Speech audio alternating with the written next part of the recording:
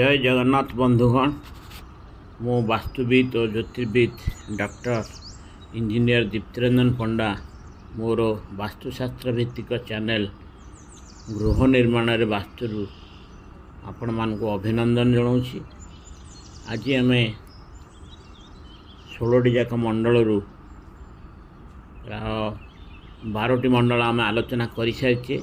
आज त्रयोदश अध्याय हूँ पश्चिम उत्तर पश्चिम मंडल जोटा कहते वेस्ट नॉर्थ वेस्ट से मंडल आम सामर्थ्य जानिबा को भूत द्वारा यहाँ परिचालित ताकू भी जानिबा महाद्वार संतुलित अवस्था कौन असंतुलित अवस्था कौन एवं जदि असंतुलित होता है तार वास्तुदोष को आम केमती निवारण करवा।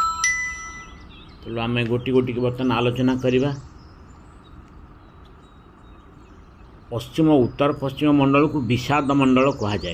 एठारे क्रंदन करी निजर बोझ हल्का करा जाए। यही मंडल रे 10 ରୁ 15 मिनिट काटिले सबु दुश्चिंतारू मुक्ति मिलता है, अन्यथा उच्च रक्तचापर कारण होता है। यही मंडल को मध्य विषाक्त द्रव्य निष्कासन बा डिटॉक्सिफिकेशन मंडल कहती।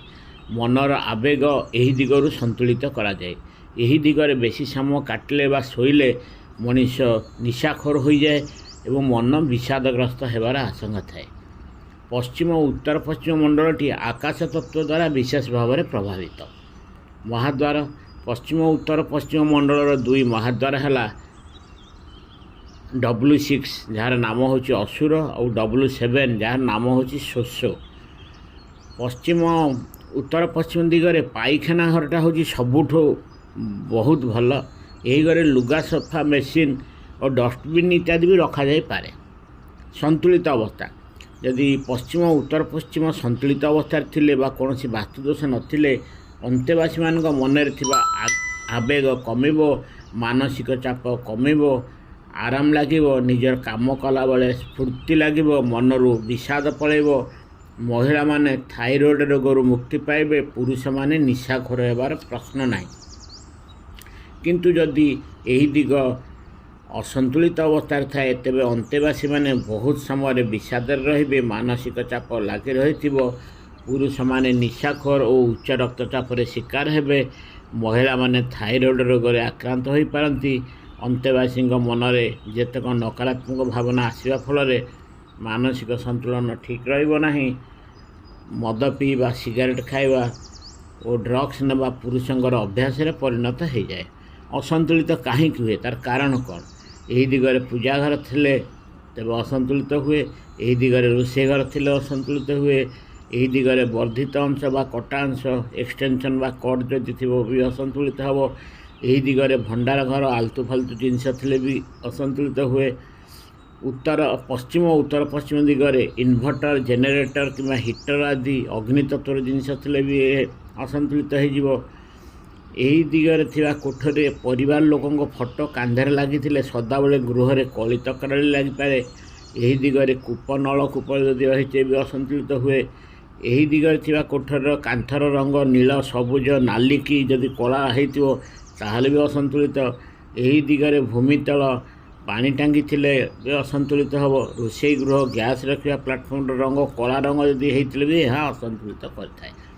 आम यार वास्तुदोष केमती निवारण करिया बा संतुलित केमती करिया जदि असंतुलित थाए। आग आम असंतुलित कारण गुड़िक जानिबा, तापर गोटी गोटी करी कहली मैं कारण गुड़िक। बर्तमान निराकरण प्रथम है यही दिगरे जदि वाशिंग मशीन रखा जाए ताहा सबु प्रकार नकारात्मक शक्ति को धोई दिए। रोषे गृहर गैस बर्नर रोचुआ प्लाटफर्म रे धड़ा रंगर मार्बल रखिले वास्तुदोष दूर हुए।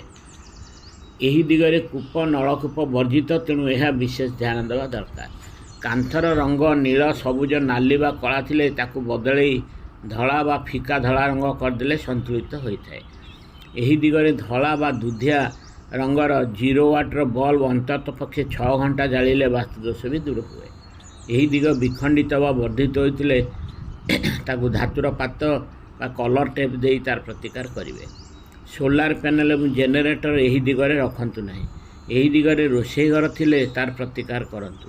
यदि यही दिगरे पढ़ा टेबुल पकई पिला माने विद्याभ्यास करती तेबे ताकू तुरंत स्थानांतर करंतु।